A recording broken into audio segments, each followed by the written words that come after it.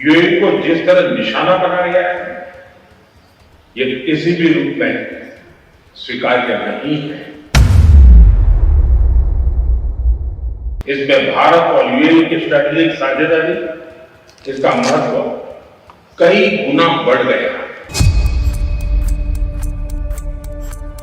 રાંધણ ગેસને લઈને સૌથી મોટા સમાચાર એ છે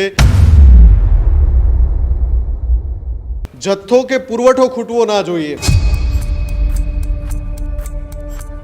$5 બિલિયન ઇન્વેસ્ટમેન્ટ કરવાને લઈને પણ યુએઈ સાથે મહત્વની સમજૂતી થઈ છે।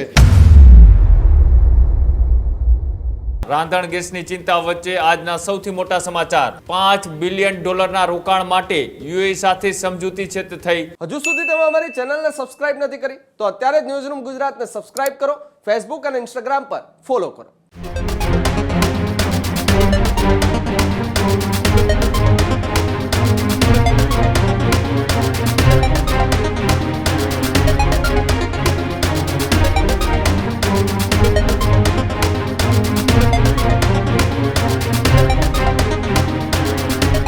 સમાચારોમાં આગળ વાત કરીએ બીજા મહત્વપૂર્ણ સમાચારની, તો જે રીતના વૈશ્વિક કટોકટી વચ્ચે એકબીજા દેશોએ ડીલ કરી રહ્યા છે ત્યારે ફરી એક વખત મહત્વપૂર્ણ સમાચાર। રાંધણ ગેસની ચિંતા વચ્ચે આજના સૌથી મોટા સમાચાર। રાંધણ ગેસની ચિંતાઓમાંથી હવે થઈ જાવ મુક્ત। ભારતે યુએઈ સાથે રાંધણ ગેસને લઈ કર્યો મોટો કરાર। ભારતને એલપીજીનો પુરવઠો પૂરો પાડશે યુએઈ। લાંબા ગાળા માટે એલપીજી અને ક્રૂડ ઓઇલ મોકલશે યુએઈ। જામનગરના વાડીનારમાં શિપ રિપેર કન્સ્ટન્ટ બનશે। શિપ રિપેર કન્સ્ટન્ટ અંગે યુએઈ સાથે પણ સમજૂતી કરવામાં આવી। $5 બિલિયન રોકાણ માટે યુએઈ સાથે સમજૂતી છે તે થઈ। યુએઈમાં હોર્મુઝ મુદ્દે વડાપ્રધાન મોદીની સાફ વાત। હોર્મુઝ ખોલવા પર વડાપ્રધાન મોદીએ મૂક્યો ભાર। જે રીતના દેશના વડાપ્રધાન નરેન્દ્ર મોદી એ યુએઈના પ્રવાસે છે, એક બાજુ અમેરિકી રાષ્ટ્રપતિ ડોનાલ્ડ ટ્રમ્પ કે તેઓ એ ચીનના પ્રવાસે છે। આ 54 વર્ષ પછી વૈશ્વિક સ્તરે રાજનીતિની અંદર કંઈક મોટા બદલાવ છે તે જોવા મળી રહ્યા છે। એક સમય દુશ્મન ગણાતા હવે દોસ્ત બની રહ્યા છે, કોઈ દોસ્ત હવે દુશ્મન બની રહ્યું છે। મુફદ્દલ મારી સાથે જોડાયેલા છે। મુફદ્દલ, જે રીતના વૈશ્વિક કટોકટીમાં જ્યાંથી ફાયદો મળે ત્યાંથી તમામ દેશોએ પોતપોતાની રીતના ડીલો કરી રહ્યા છે। ભારત માટે આ કેવડા રાહતના સમાચાર કહી શકાય કે યુએઈ સાથે એલપીજી ગેસ અને સાથે સાથે ક્રૂડ ઓઇલ માટેની આ મહત્વપૂર્ણ ડીલ કરવામાં આવી। બિલકુલ કૃણાલ, એક તરફ પૂરી દુનિયામાં ચિંતા છે, ઈરાન અને અમેરિકા વચ્ચે યુદ્ધ સમાપ્ત નથી થઈ રહ્યું, કોઈ સમજૂતી નથી થઈ રહી।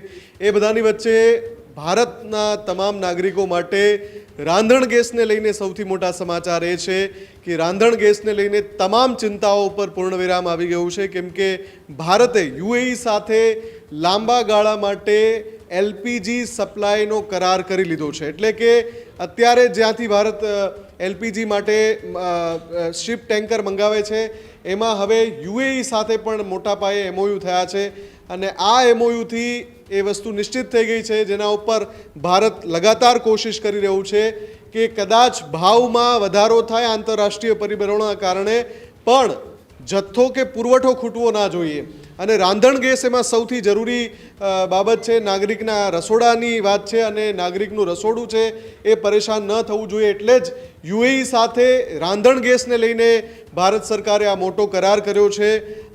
હવે જે સપ્લાય આવી રહી છે એમાં યુએઈથી પણ મોટી માત્રામાં રાંધણ ગેસ એટલે કે એલપીજીની સપ્લાય મળશે અને એનાથી જે ચિંતાઓ હતી કે રાંધણ ગેસમાં જે કમર્શિયલ સિલિન્ડરમાં ભાવ વધારો કરવામાં આવ્યો તો શું ઘરેલું રાંધણ ગેસમાં પણ ભાવ વધારો કરાશે, પણ અત્યારે એવું લાગી નથી રહ્યું જે રીતે આ કરાર થયો છે એનાથી, કેમ કે યુએઈ દુનિયાનો એક સૌથી મોટો ઉત્પાદક દેશ છે અને એ ભારતની જરૂરિયાતોને પૂર્ણ કરવા માટે સક્ષમ છે। એટલે સૌથી મહત્ત્વની વાત, વડાપ્રધાન મોદી અત્યારે યુએઈના પ્રવાસે છે, ઘણા બધા કરારો થયા છે, પણ સૌથી પહેલો અને સૌથી અગત્યનો કરાર છે એલપીજી સપ્લાયને લઈને। બીજો એક કરાર જે થયો છે જામનગરના વાડીનારમાં શિપ રિપેર ક્લસ્ટર બનવાનું છે, એને લઈને પણ યુએઈ સાથે સમજૂતી થઈ છે। આ સિવાય $5 બિલિયન ઇન્વેસ્ટમેન્ટ કરવાને લઈને પણ યુએઈ સાથે મહત્વની સમજૂતી થઈ છે।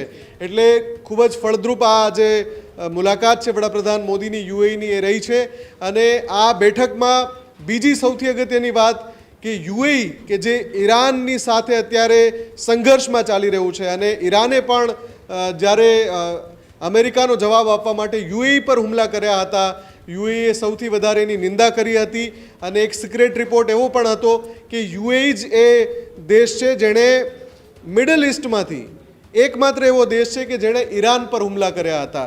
અને આની પણ એક માહિતી સામે આવી રહી છે એક અનકન્ફર્મ રિપોર્ટમાં કે યુએઈએ પણ ઈરાન પર કેટલાક હુમલા કર્યા હતા.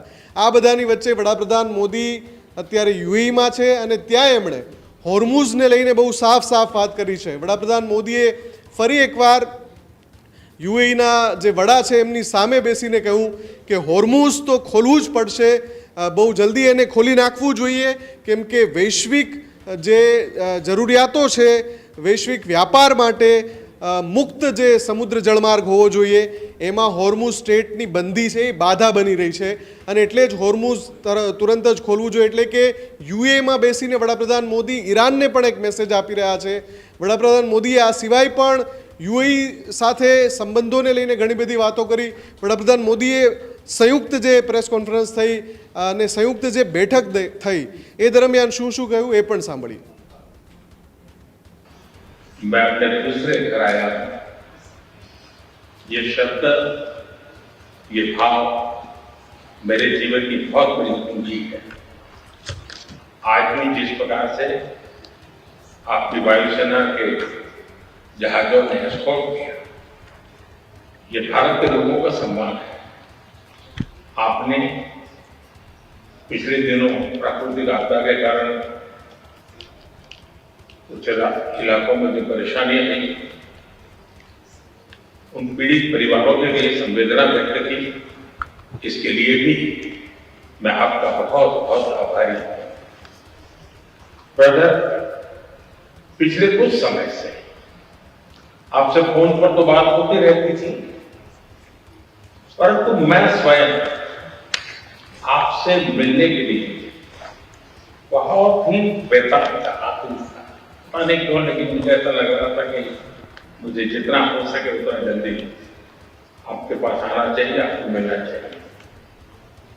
आज आपसे मिलकर के मुझे सचमुच में बहुत खुशी हुई है.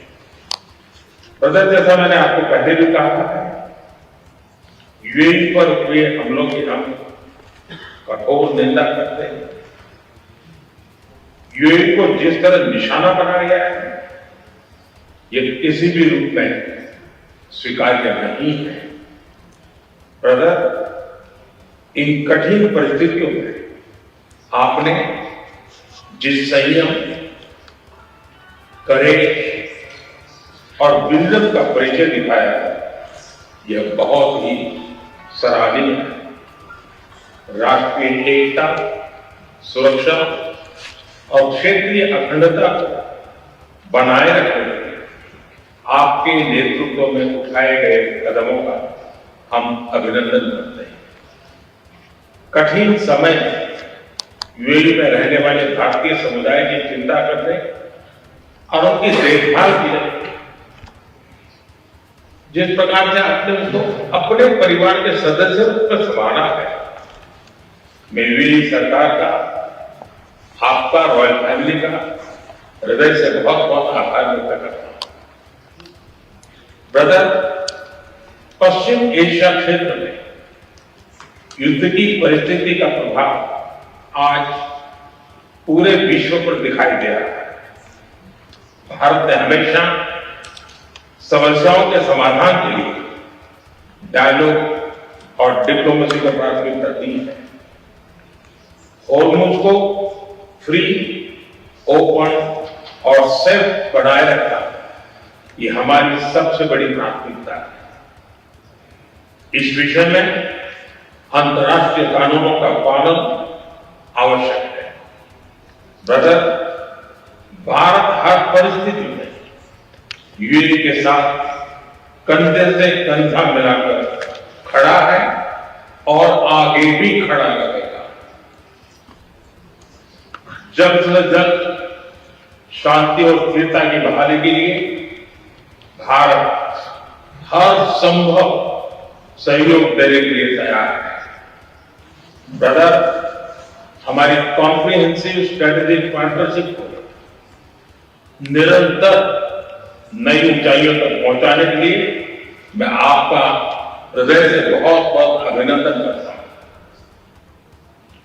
जनवरी में आपकी भारत यात्रा के दौरान हमने आपसी सहयोग को क्वालिटेटिवली अपग्रेड करने पर सहमति जताई है।